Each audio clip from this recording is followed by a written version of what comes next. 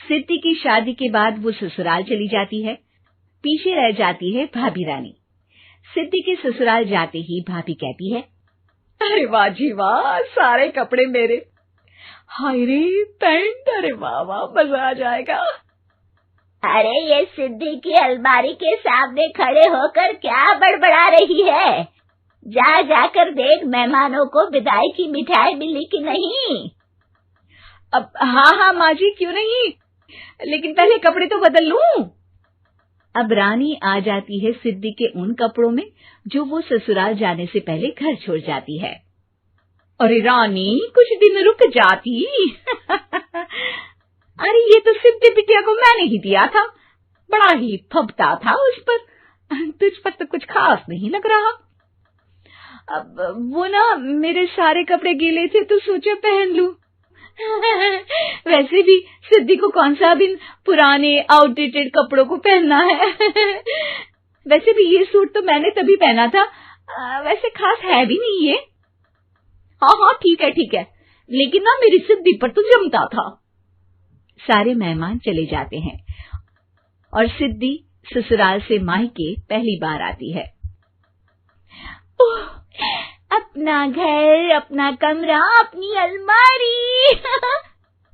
ये बोलकर जैसे ही सिद्धि अलमारी खोलती है तो सामने उसके कपड़ों की जगह कुछ और ही रखा होता है। माँ, ओ माँ, जरा कमरे में तो आना। सास और रानी वहां पहुंच जाते हैं। रानी ने पहनी होती है सिद्धि की जींस और टी शर्ट। अरे भाभी, ये क्या? ये तो मेरी बड़ी ही महंगी टी शर्ट है, इसे आपने घर में क्यों पहनी है? अरे बहुत मिलती है दीदी ये चौक की मार्केट में, 150 में।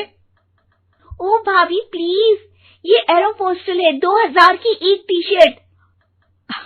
ओहो, 2000 में तो दीदी 4 साड़ी आ जाए। अब क्या बोलूं? भाभी, ये मेरी अलमारी में छोटू के कपड़े, तो मेरे कपड़े कहाँ हैं? मेरी अलमारी में? अब दीदी आपको कौन से पुराने कपड़े पहनने थे? माना भाभी, लेकिन मैं जब घर आती तो यही सब पहनती ना। अरे तुम तो बड़ी कंजूस हो दीदी। खैर, वक्त आता है जब सिद्धि ससुराल के लिए रवाना हो रही होती है। अरे रानी, अंदर से सिद्धि का गिफ्ट ले आ, लड़की पहली बार ससुराल से मायके आई है। रानी अंदर जाती है और एक सिंपल सी साड़ी लेकर बाहर आ जाती है। ये लीजिए माँ जी। सास बेटी को गिफ्ट देकर ससुराल भेजती है। अगले दिन रानी एक सुंदर सी साड़ी पहनकर सामने आती है।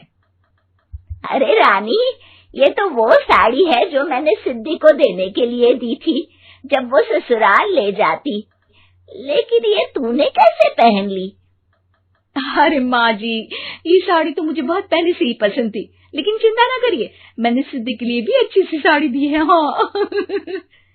तभी सिद्धि का फोन आता है। क्या माँ, कुछ अच्छा तो दिया होता ससुराल ले जाने के लिए। अरे पहले दिखा दिया होता। ये चमकते हुए पैकेट में नौकरानी वाली साड़ी मत दिया करो माँ। अरे बेटे, वो तेरी भाभी ने ना गलती से उससे पैकेट बदल गया। हाँ, मैं कल ही तेरे भाई के हाथ से तेरा वाला पैकेट भेज दूंगी। अरे रहने दो माँ, आई एम श्योर भाभी ने अभी वही साड़ी पहनी होगी जो तुमने मेरे लिए रखी थी। तुम तो समझ नहीं पाई उनको।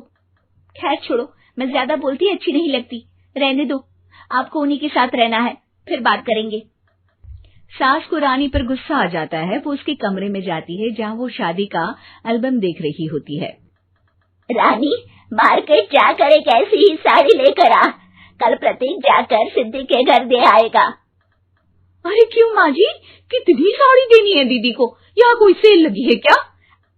अरे चुप कर, मेरे बेटी के हिस्से की साड़ी खुद पहन ली, अब ज्यादा ज्ञान बांट रही है। एक दिन सिद्धि का फोन आता है। माँ, मेरी सास ने आप सबको खाने पर बुलाया है।